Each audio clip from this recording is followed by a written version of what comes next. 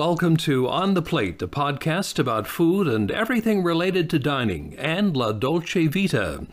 Today, my guest is on the line from Bordeaux, one of the world's most famous wine-producing regions, and certainly the most famous wine area in France. Tracey Dobbin is the director of a wine company called Autour Du Vin that offers wine courses, including the Wine and Spirit Education Trust certified courses in Canada and France.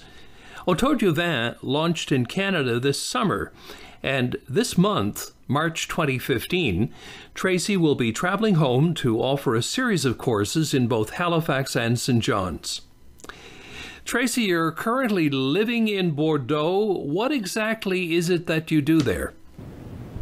I moved here in 2011 to do an MBA program in wine, and it's a year-long program, and I decided to stay on. And today, I have a wine school based in France, and I'm also studying wine here.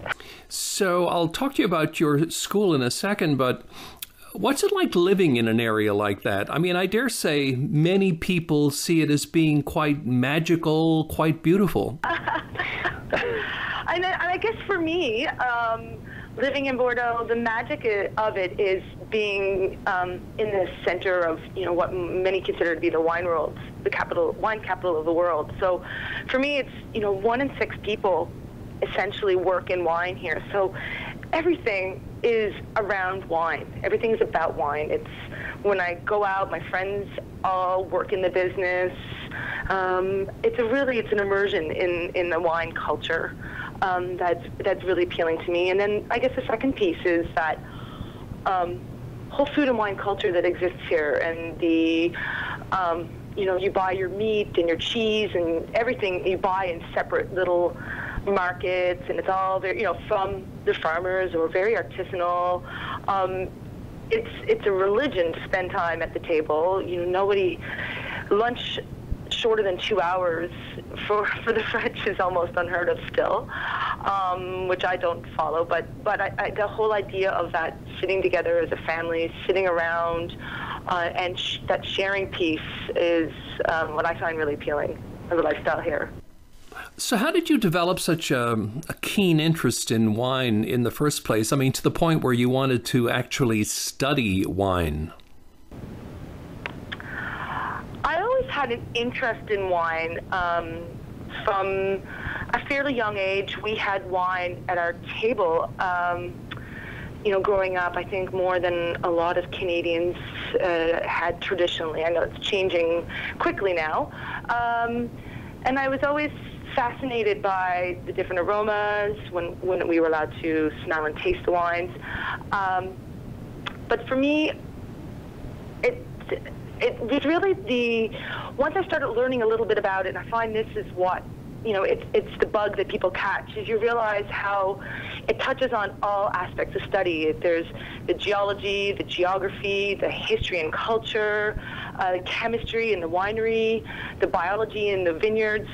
And I think that whole spectrum of learning the possibilities, and then there's obviously the business side of it, and the education piece, that's, where most of my activities are today.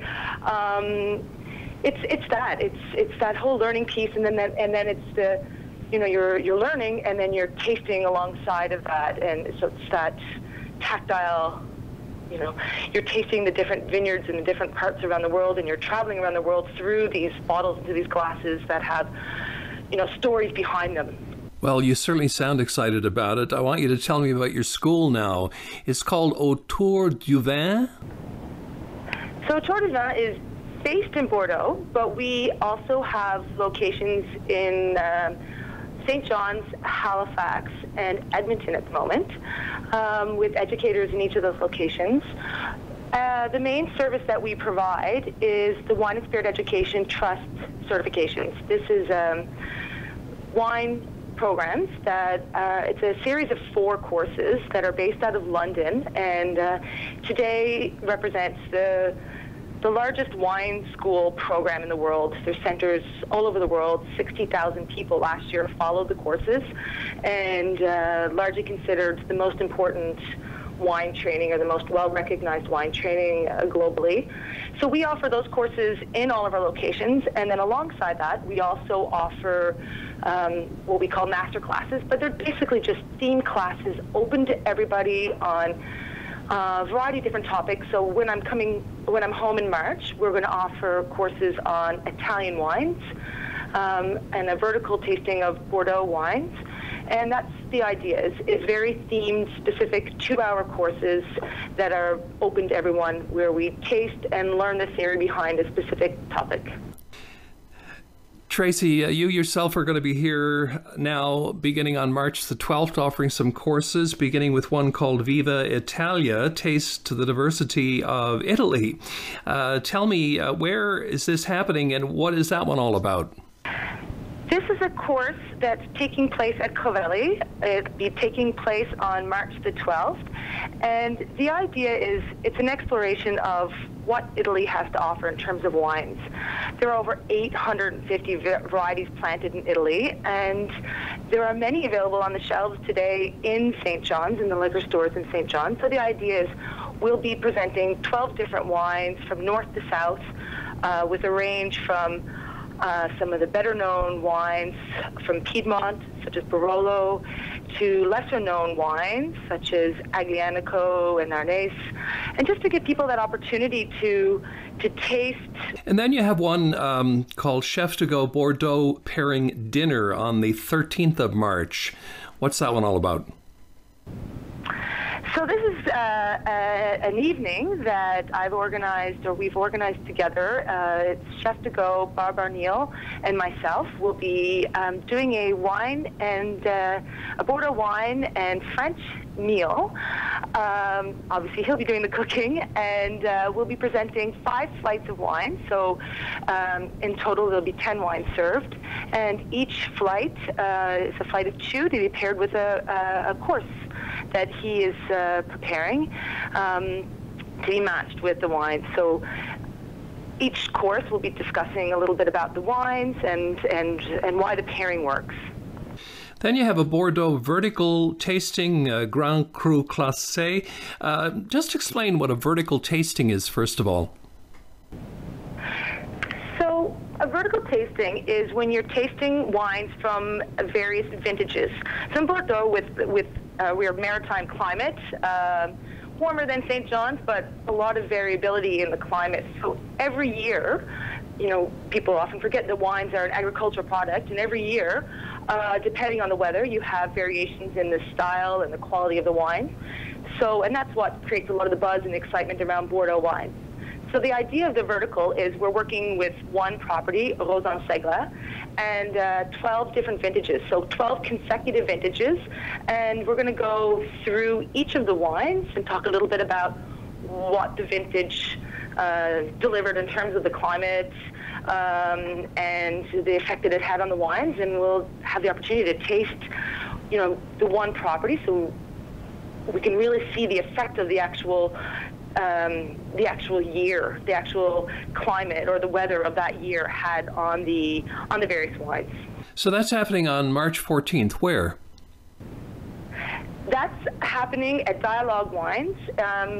This course is going to be offered is being offered in partnership with Dialogue Wines, with Greg Winter at Dialogue Wines, and it'll be offered in his new up-and-coming tasting room. Then, Tracey, you're ending off with something called the WSET Level 2 Award in Wines and Spirits. So is this a more advanced course for people who've done Level 1? It is certainly a more advanced course, but Level 1 is not a prerequisite for the course. Basically, it's an international qualification. The Wine and Spirit Education Trust, or the WSET, is based in London, and we have a license to offer these courses. And this qualification provides a good understanding of the world of wine. It's popular with wine and spirit employees and enthusiasts alike, and it gives participants a very comprehensive understanding of the production of wine, the various styles of wine, and from and with samples tasted from across the world. So we'll be tasting, upwards of 35, 40 different wines throughout the 3 days, looking at how they're, as I said, where they're grown, how they're produced, and what affects the style and quality in the glass. And where do people have to go to sign up for these courses? All of the various courses. Our website is www.Autour Du Vin, so it's Autour Du Vin Bordeaux, AUTOURDUVIN-Bordeaux, BORDEAUX.com. So online registrations, or if anyone has further questions, they could contact me at Tracey@autourduvin.com. Now, these courses that you offer, they're not strictly for wine pros or people in the industry, are they? Oh, not at all. What we call master classes, which sometimes intimidate people. They feel they need to have an understanding to come to these classes, but in actual fact, they're very much geared to anyone who has an interest in wine. They're open to, and newbies to connoisseurs alike. They're very, and the same with all of the courses. The WSET worldwide, 30% of people that take the courses right up to level 4 are not in the trade. They don't work in wine. They're just people interested in wine and wanting to take their knowledge to that next level. And I think wine is something that, well, in Canada and across the world, consumption levels are on the rise in most countries, but particularly in Canada and the U.S. And people still have an insecurity or a fear when they're going to order a bottle or purchase a bottle of wine. And the idea is, there's a lot of power and a lot of comfort that comes through a little bit of knowledge. So the idea of these courses is come along, even just one evening for 2 hours. People leave with an understanding, a little bit more language, a little bit, and I think most importantly, they leave feeling less fearful the next time they go to approach a wine list or a shelf. Okay, just before you go, I had to ask this because I'm a food guy. Can you give me a couple of quick, simple tips on pairing wine with food? Absolutely, Karl. The first, or the most basic of tips that I try to follow is that when you're looking at food and wine pairings, it's best to look at what the dish has, because it'll have more of an effect on the wine than the opposite. So acidity, such as tomato-based dishes or citrus-based dishes, as well as salty dishes, will make a wine taste fruitier, rounder, but the risk is the acidity in a dish will make the wine taste less acidic. So if you have a wine that's already quite big and weighty and doesn't have a lot of freshness to it, and you pair that with a dish that has a lot of acidity in it from, like as I mentioned, citrus or tomato-based dish, the risk is that your wine will taste flat. On the other hand, the acidity will make the wine taste richer, rounder, fruitier, and less sharp from the acidity. The same with salt. Salt has the exact same effect on a wine. It makes a wine taste rounder, more fruity, but less acidic. Great. Well, thank you so much, Tracey, and good luck with these courses in March. And maybe, who knows, I'll get to see you in person at that time. Thank you so much, and it would be wonderful to cross paths when I'm home.